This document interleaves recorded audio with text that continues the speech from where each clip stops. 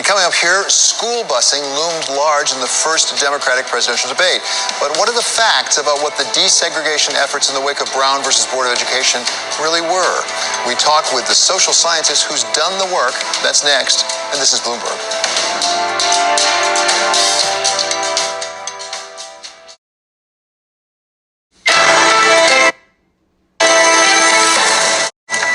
You're watching Balance of Power. I'm David Weston. Democratic presidential hopefuls are pitching voters their plans for the future, but recent debates within the party have many looking to the past, including our country's history with court-ordered desegregation of public schools and busing that was used to accomplish that desegregation. Rucker Johnson is a public policy professor at the University of California, Berkeley, and a labor economist who has focused his career on the economics of education and the role of poverty and inequality in affecting life chances. He is also the author of Children of the Dream: Why School Integration Works. And we welcome him now to Bloomberg for today's conversation in chief. He's joining us from San Francisco. So, Professor, welcome. Good to have you here. Great to be with you, David. Thank you for having me. So perhaps one of the things that triggered this was that first Democratic debate and the exchange between Vice President Biden and Senator Kamala Harris, on the other hand, where Kamala Harris said, look, I was that girl who got bussed. And it raised up the question once again about what was that all about? What did it accomplish? You've done the work. What was the experience from the big desegregation effort in the wake of Brown versus Board of Education? Yeah, so I was very pleased that the presidential debates put a spotlight on an age-old issue that is currently so relevant. And I think one of the things that you have to remember is that the two areas that have the biggest impacts on opportunity for children are in education and housing. And yet those are the two areas in which civil rights has made the least progress because of segregation. Well, and so when we think about, holistic integration, it means more than just the assignment of school children to schools by race, but it also is centrally about school resources, that's funding, teacher quality, and curricular quality, and those pieces have to be connected in order to really fulfill equal educational opportunity for all children. And one of the things we do here at Bloomberg is say, what are the facts? What are the data? What do they show?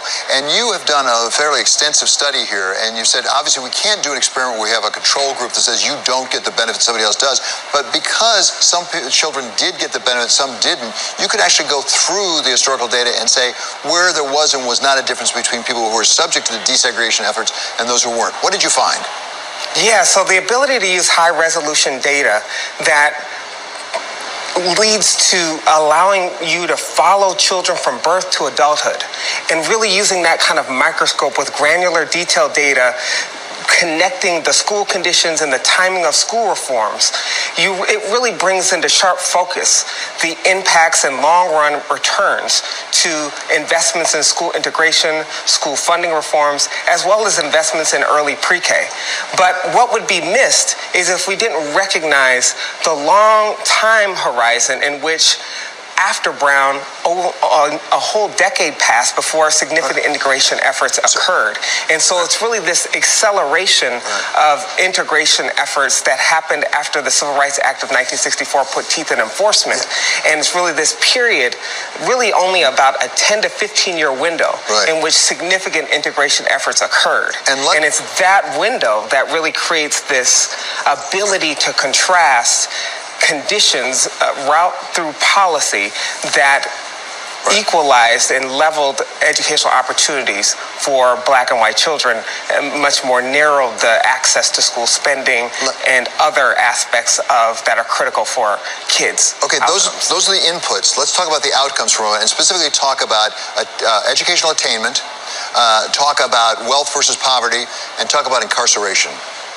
Yeah, so, one of the things that's so critical is that when we look at this period, the period we've seen the biggest racial convergence in academic achievement outcomes, in educational attainment, in earnings, and even health, is this period that coincided with these integration efforts. And what we demonstrate is that school desegregation played a central role in improving educational outcomes. We see that for black children, being exposed to integrated schools throughout the school-age years led to more than a year more completed education. That's higher graduation rates, higher college completion rates. That translated into significant earnings increases. We're talking about nearly a 30% increase in earnings for children from the same school districts who were exposed to integrated schools throughout their school age years versus the same otherwise similar children who were confined to segregated schools throughout their school age years. Yes. And presumably helped ameliorate the large and really growing problem of income inequality and wealth inequality.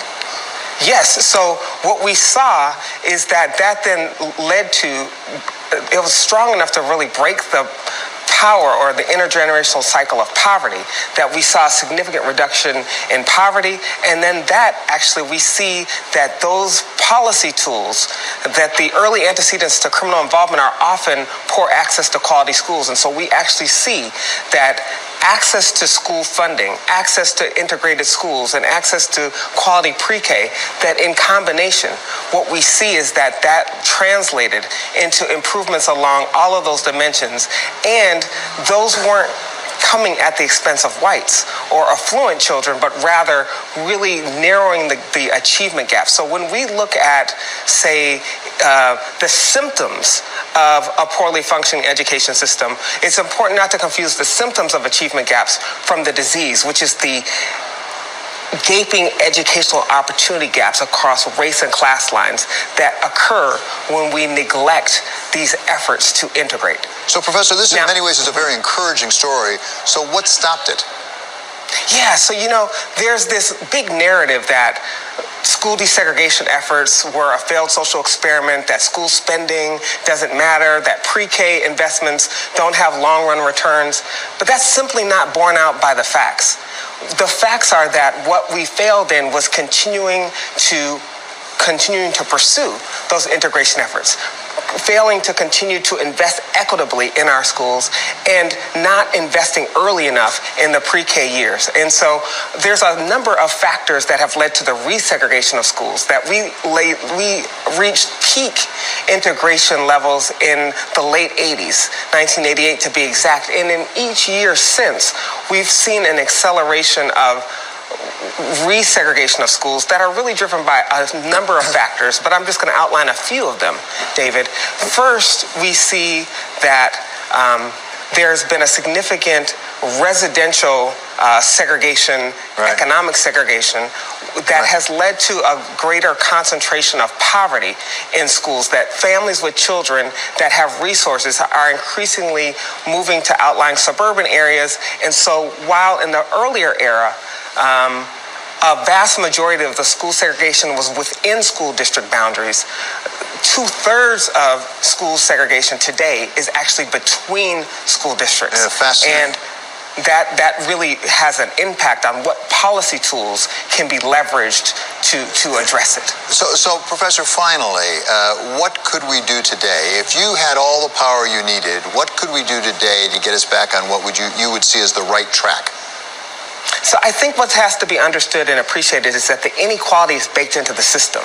The schools, the housing, the health, and what's missing in the policy conversation is a systematic approach to segregation that ties the schools to housing, the pre-K to the K-12 funding, and the critical health investments. And it's when we combine early high-quality pre-K access with school resource equity in integrated environments, that the synergies between those three policy dimensions have transformative impacts that benefits all kids.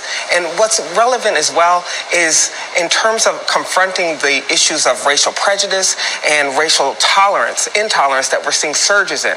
Part of the resegregation of schools and not allowing kids to learn and capitalize on the diversity, that we can design schools where diversity and excellence live together and co-occur, instead of having very segregated systems that reproduce and recreate inequality across generations. The evidence is clear, but having policymakers talk about the benefits of diversity without marshaling the tools, the policy tools to address integration and address efforts to further integration is counterproductive. And a lot of our federal role has been really a hands-off approach to integration efforts over the past 20 years. And so that's a critical issue that we need to rectify. So, such a terribly important issue we just don't hear enough about, Professor. Thank you so much. That's Rucker Johnson. He's public policy professor at Berkeley. He's the author of Children of the Dream, Why School Integration Works.